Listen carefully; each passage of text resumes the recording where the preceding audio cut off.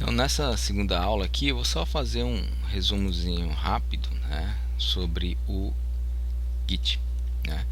Então, vou abrir aqui o meu terminal, vou apagar a tela e aí eu vou criar um projetozinho de teste, né, só para vocês entenderem mais ou menos de forma rápida, em 10 minutinhos, como é que a gente usa o Git, tá?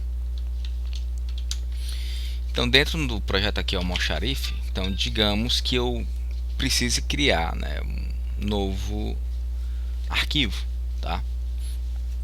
Então, eu posso usar aqui o VS Code para criar só um arquivozinho de teste, tá? Então, vou clicar aqui, ó, New File, teste.py, tá? E aí eu vou só dar um print aqui e vou escrever, né, o famoso alô mundo. Salvei, né? Só relembrando para executar um scriptzinho em Python, dá um ls, ó, criei o arquivo teste.py. Beleza, então o software que foi criado, tá? Então, na hora que eu crio esse arquivo, o Git ele fica monitorando tudo que foi alterado dentro dessa pasta, né? Almoxarife. Então, como é que eu faço para mostrar o que é que o Git tá ou não tá monitorando?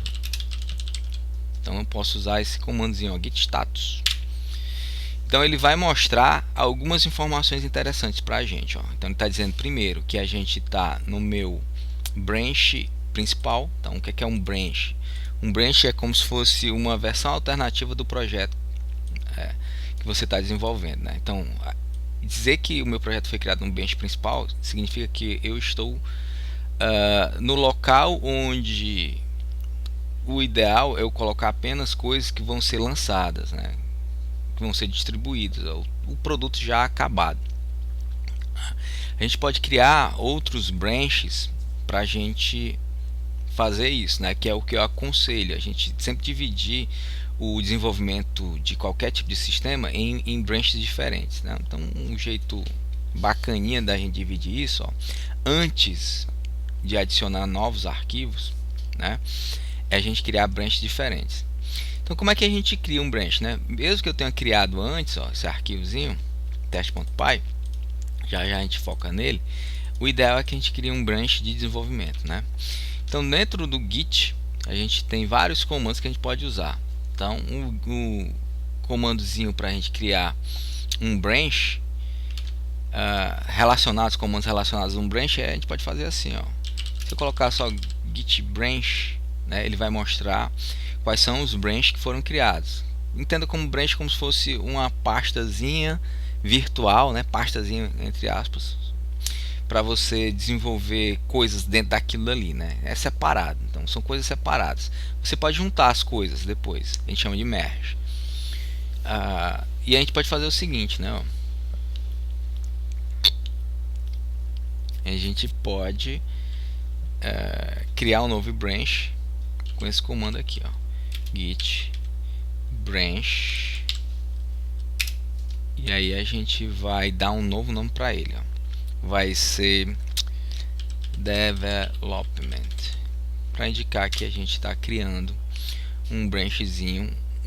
A gente vai mexer em vários arquivos que a gente vai testar antes, e só depois que a gente vai testar, tiver 100% ok, é que a gente vai colocar esses arquivos dentro do branch principal.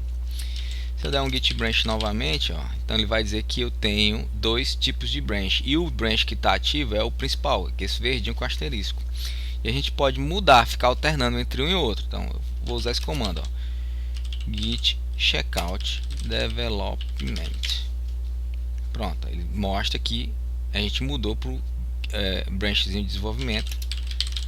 Dá um git branch, ó, development, certo? Então tudo que eu fizer aqui não vai ser, tudo que eu comitar, melhor dizendo aqui, né, não vai ser exibido lá no branch main, a menos que eu mande fazer uma junção entre os arquivos que estão no meu branch de desenvolvimento com os artigos que estão no meu branch principal, tá? Então o que é que eu vou fazer aqui, ó? Se eu der um git status, né, a gente volta lá para o arquivo, vocês vão ver o seguinte, ó, que ele diz que eu estou no branch de desenvolvimento e existe um arquivo que não está sendo rastreado.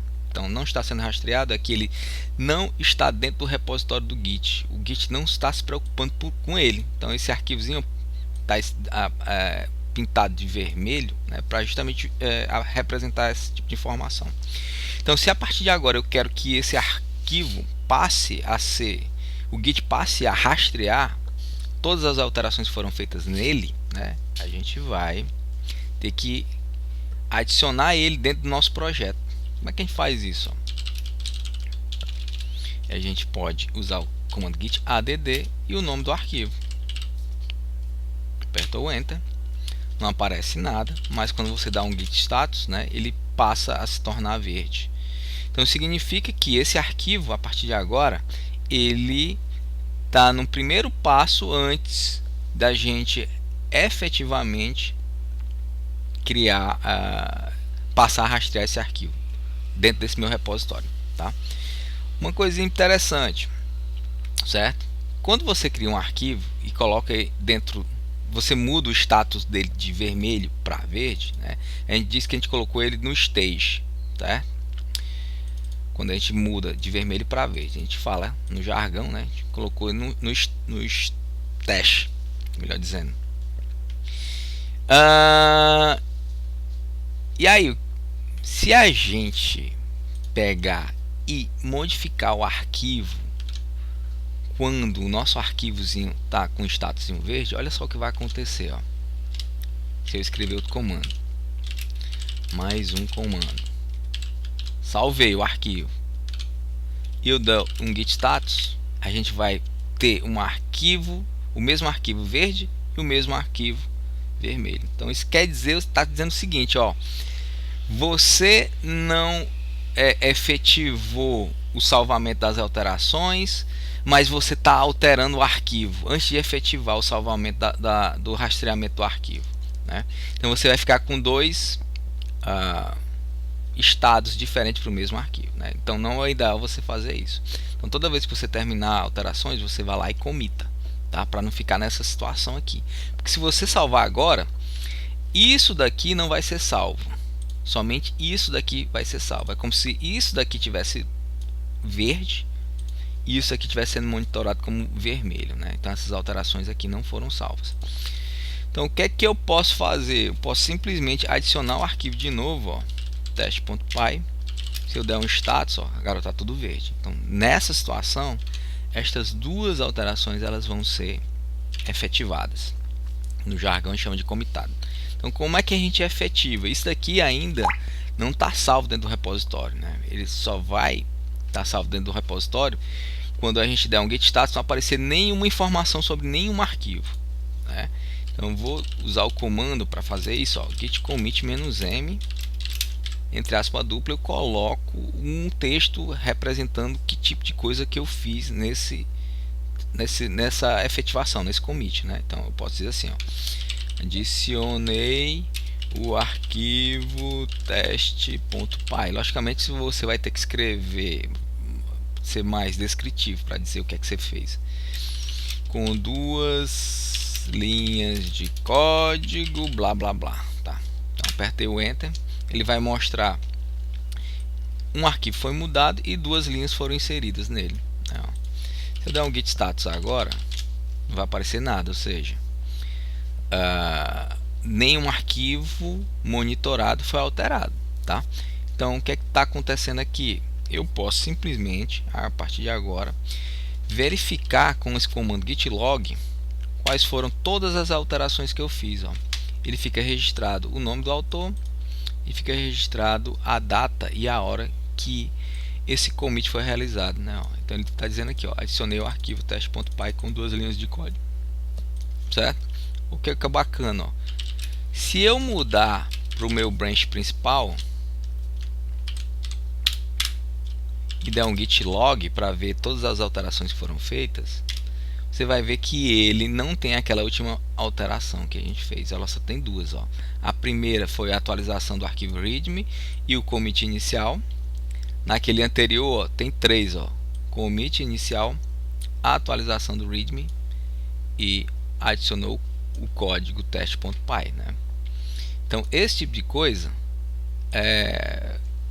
é o que facilita a gente desenvolver código, né? A gente pode ter dois cantos diferentes com arquivos diferentes, né? Então, isso foi uma pequena introduçãozinha ao Git e vamos para a próxima. Até já.